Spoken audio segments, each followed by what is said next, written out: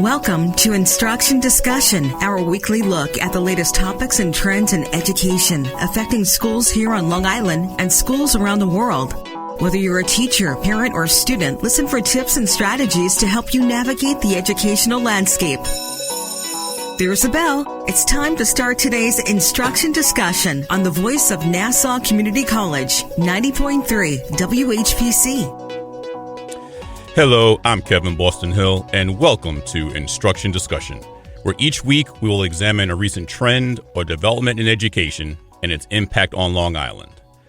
Over the past several years, the education landscape has been at the center of almost every political conversation, whether the discussion focused on equity in technology and technology access as shown by the COVID pandemic, or the controversy surrounding the African American History AP curriculum, or the implementation of DEIB and elimination of affirmative action policies.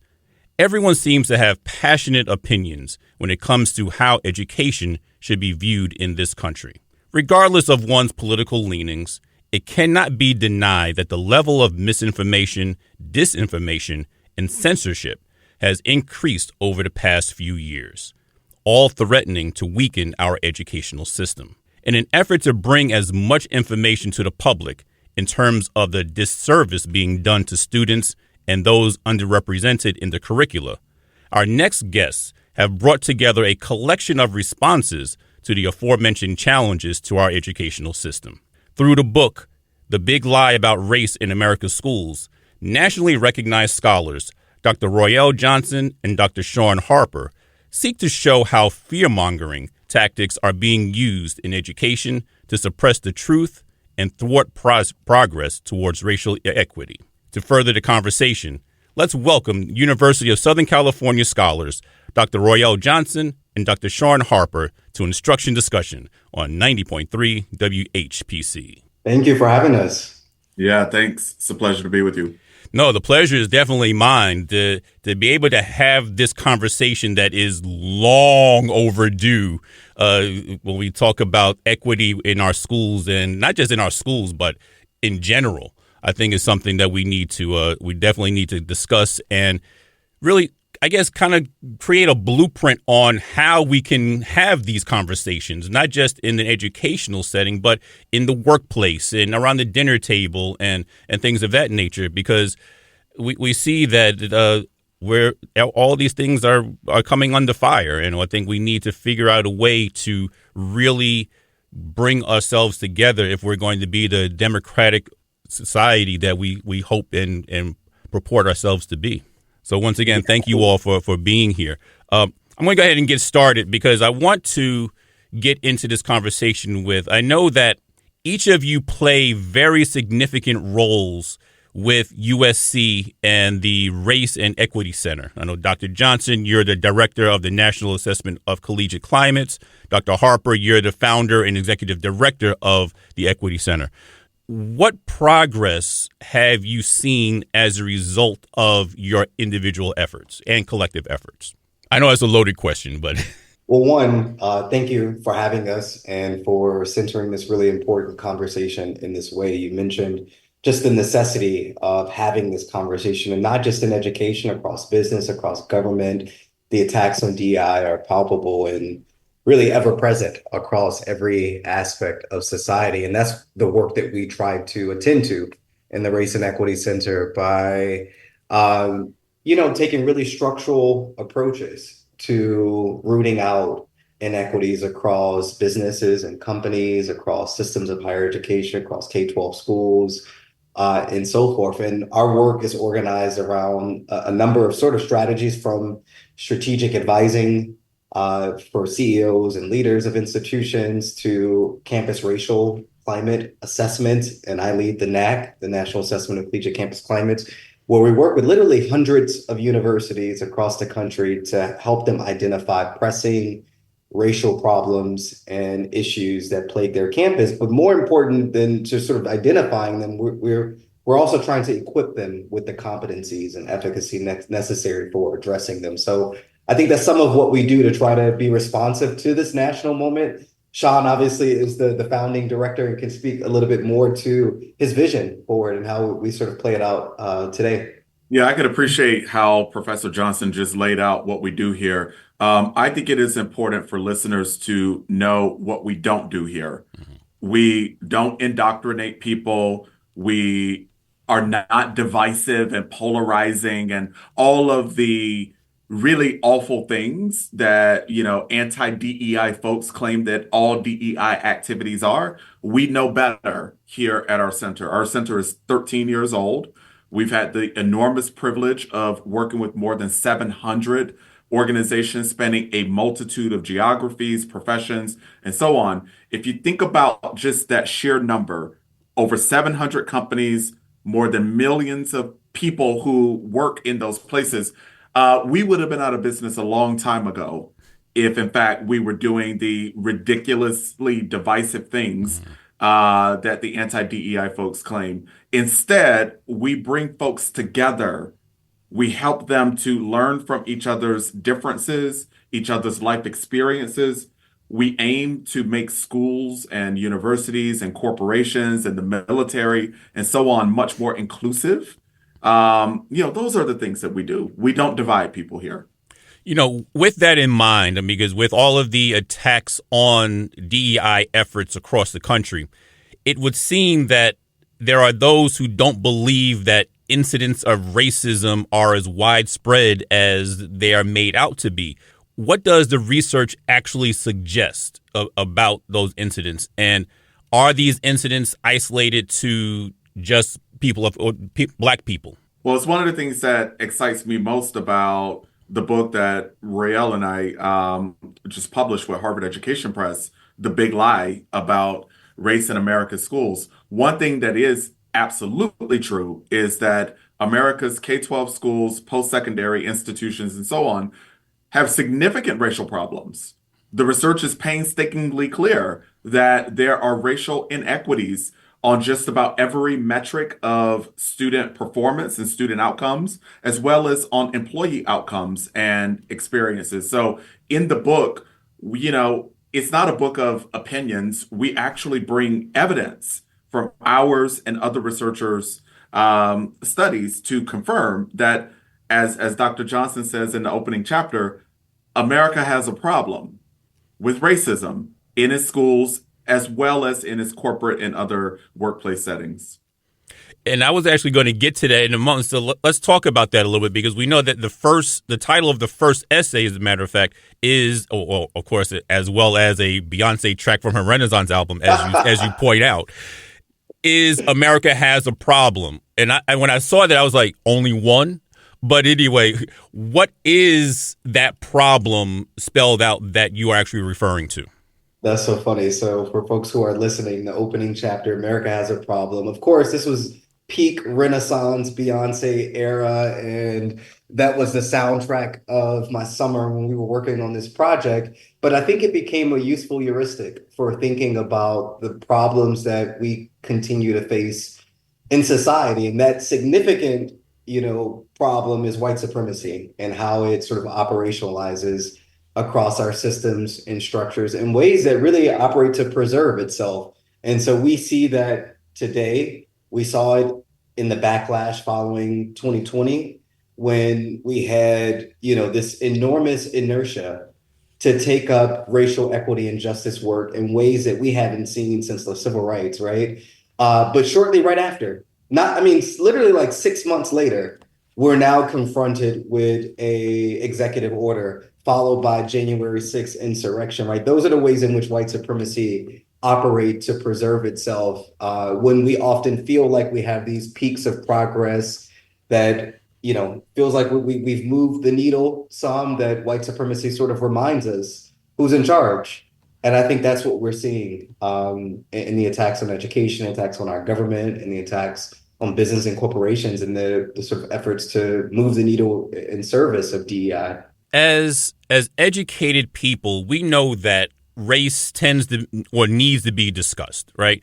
But it's becoming akin to those other topics that have been deemed taboo to discuss at the dinner table, politics, money, and religion. The question is, Why? Why is it so taboo to discuss? Why are people so afraid to discuss what is right in front of us, right in our faces? Yeah, we write about this in the book. One of many explanations is inexperience.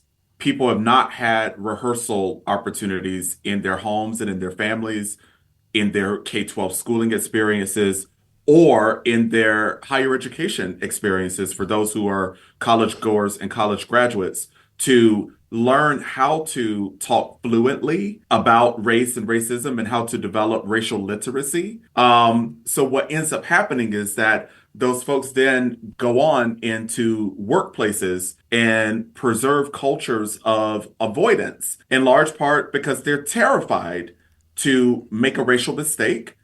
That is across racial groups. What we often hear from white professionals, as well as some white students as well, is that, they most certainly don't want to be called racist because they've, said the wrong thing. And for people of color, they certainly do not want to be penalized for raising race questions. But also, frankly, especially in the workplace, in education and in other settings, people of color often say, I'm tired of always having to be the one to help this organization grapple with what is hiding in plain sight. Yeah, it seems that people of color are always, like you said, the one who gets singled out to kind of be the bell ringer for any of these issues. But we also know that the handful of them that are around in any particular workplace or school setting or what have you is not going to be enough.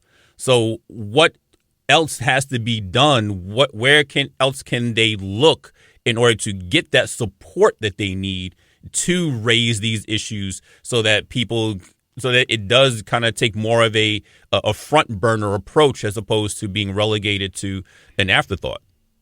I mean, I think that's the work that we do in the center. And that's the work that some of our colleagues write about in the book, that, it's not just those who get it. Oftentimes we're preaching to the choir, though the choir sometimes needs rehearsal in preparation, right?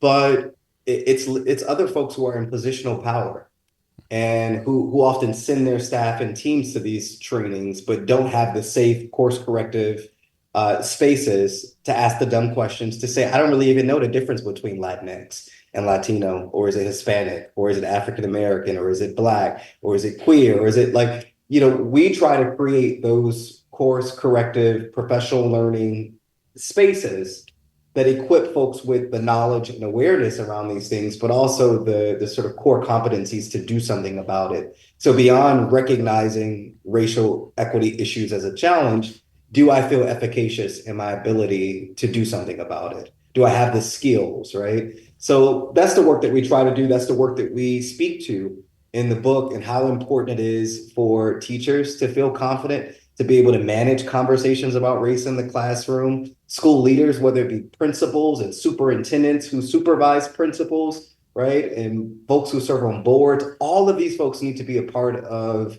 this conversation. It's not isolated to one individual, and certainly not the one who is already inclined to be engaged in this important conversation.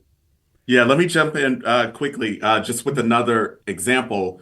We have taken on, certainly Professor Johnson and I, as well as our other colleagues here in the center, we have taken on a responsibility as Americans and as citizens to help educate the nation around these things. So one other example is, we think about race in incredibly nuanced and intersectional ways. So we help folks understand how, say, a one Kamala Harris, for instance, can in some instances and situations identify as an Indian American woman, and in others identify as a Black American woman, right? And it's not that she suddenly turned Black at some point, right? But that multiraciality is in fact an identity that millions of Americans very proudly possess. But sometimes some folks don't quite understand that because they didn't learn it in school or anywhere else.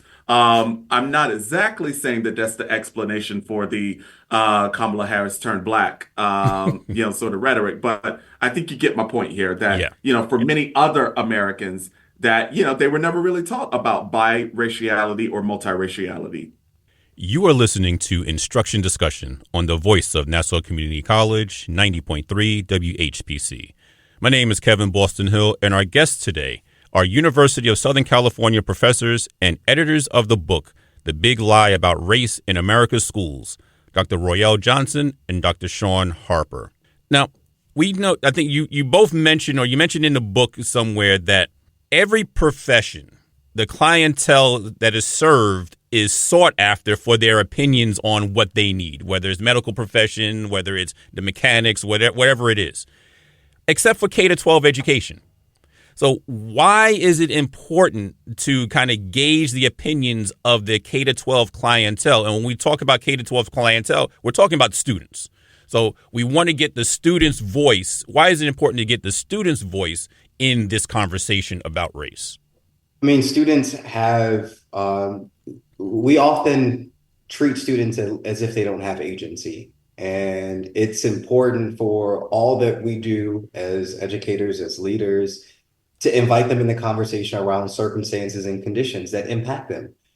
And we think about how important it is for young people to be able to articulate themselves, their needs, what's harming them, what's supporting them. We only do that when we create space for them to exercise their voice. And there are too many schools across the country where, especially kids who look like us, their voices are silent, but their oppression is not, right? Mm-hmm. And that whether it be systems at the school, policing, offensive teachers who marginalize them and stereotype them, we need to create the spaces for students to be able to articulate what's working for them and what's not. And oftentimes they're the last voices that we include in any conversations that pertain to them. And I think that's a missed opportunity. And it's certainly how we approach our work, but whether it's as scholars who's doing work in community with students, not ever on students, right? So that is our sort of disposition. And we hope that others will sort of take that stance and approach as well. Yeah, it's also personal for us. Royel and I both have been Black our entire lives. He and I both have twin nephews who are like mini-me's. My mini-me is a third grader who lives in the small, rural, racially segregated South Georgia town where I grew up. And, our hometown is about 20 miles north of Tallahassee, Florida. During the time when Ron DeSantis and others in Florida were banning books, I engaged in a conversation with my nephew who was in the second grade at that time. Even my second grader nephew knew that was outrageousness. Mm-hmm. He was like, these books that they're banning, the teachers aren't assigning those books to us. Even a second grader knows the truth about what is and what isn't happening in schools. So I think that young people can help keep us honest as, very dishonest people attempt to, politicize their educational environments with misinformation and disinformation. Let me just follow up on that, Shaun. I wrote an op-ed a couple of months back when the book bans were the attacks were sort of most right. And I got some crazy emails from folks about it because, one, there's this idea that we should be shielding and protecting young people.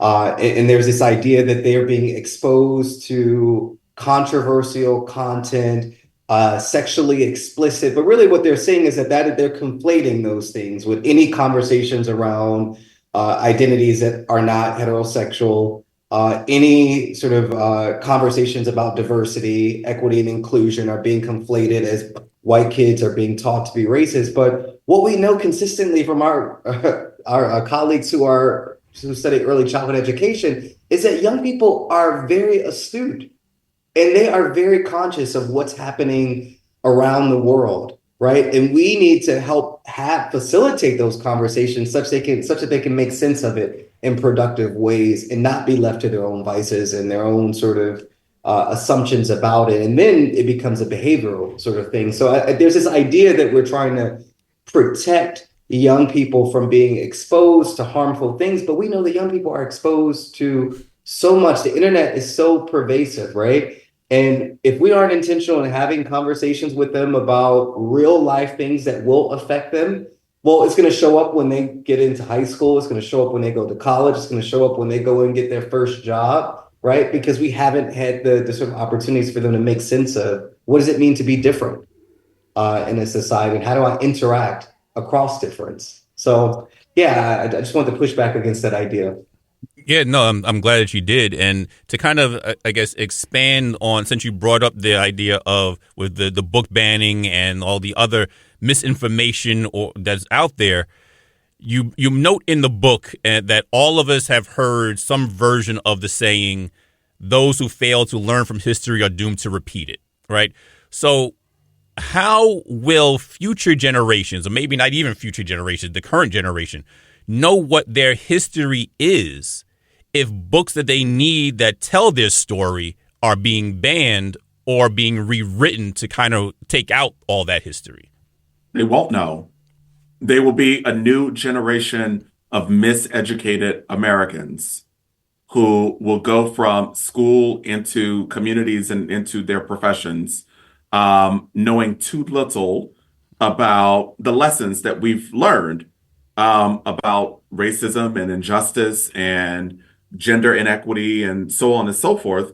And therefore, they will absolutely not only replicate some of America's worst moments, but also perhaps even exacerbate those inequities. You know, when I was a freshman at the University of Illinois Urbana-Champaign, ILL, I took an African American Studies class, Afro 101. And of course, we have our, cursory review of slavery in the Middle Passage. And I just keenly remember in this lecture, a white young girl raising her hand in tears and said she never was taught this before, and that she always believed that they wanted to be, that this was an employment opportunity, right? That someone 18, 19 years old can live in a world and make it that far in their education to a highly selective research university and still be miseducated about the basic sort of facts, not opinions, but basic facts about our nation's complicity in the oppression of Black folks, right?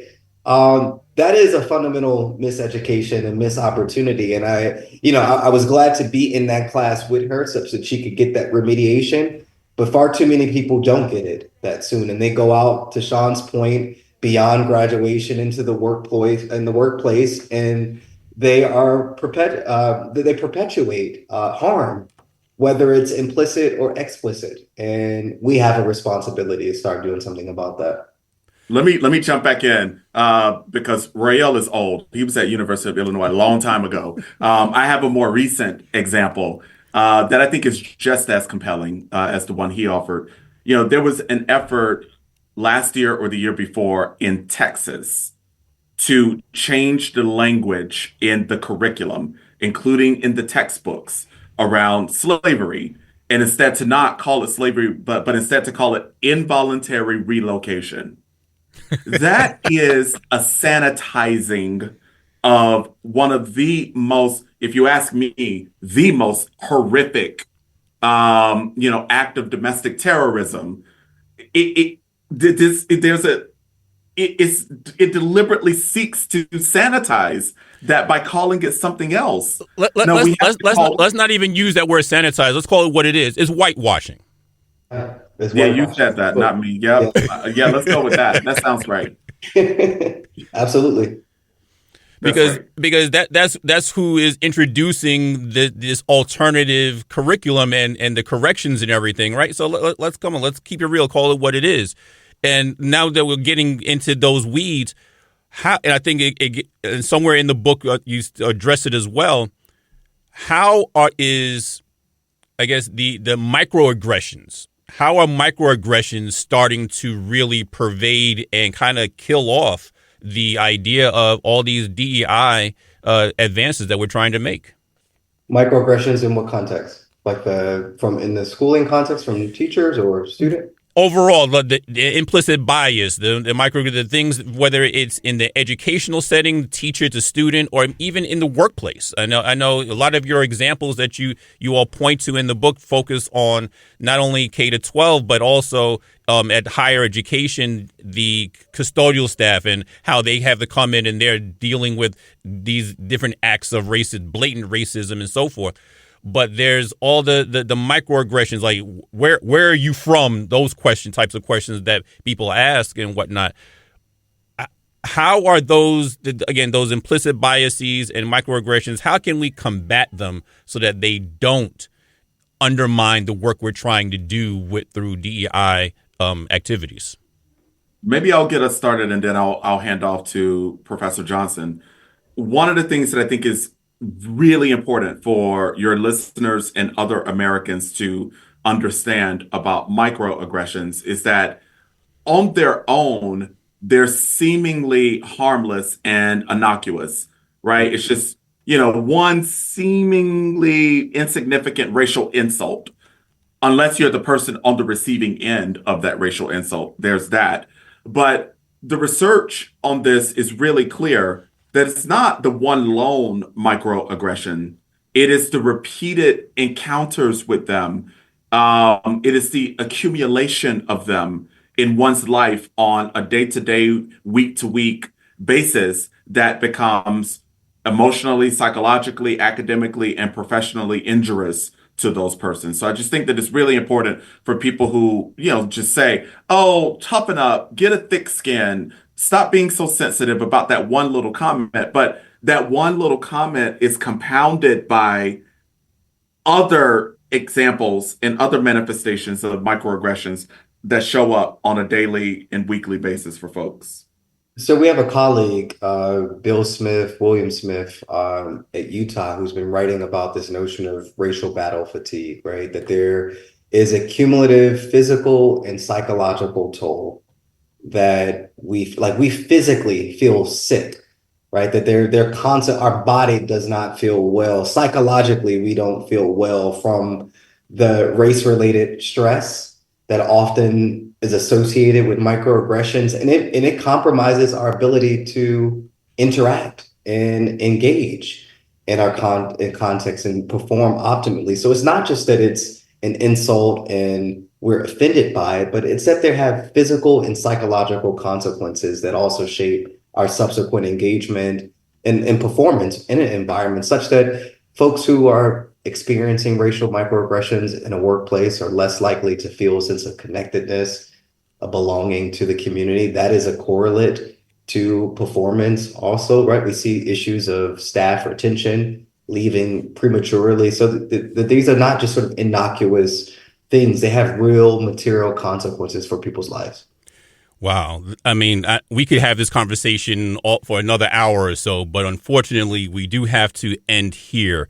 We would certainly like to thank our guests, University of Southern California professors and editors of the book, The Big Lie About Race in America's Schools, Dr. Royel Johnson and Dr. Shaun Harper, for coming onto our show today. Thanks for having us. Thank you so much. Once again, my name is Kevin Boston Hill, and thank you all for listening to Instruction Discussion, right here on the voice of Nassau Community College, 90.3 WHPC.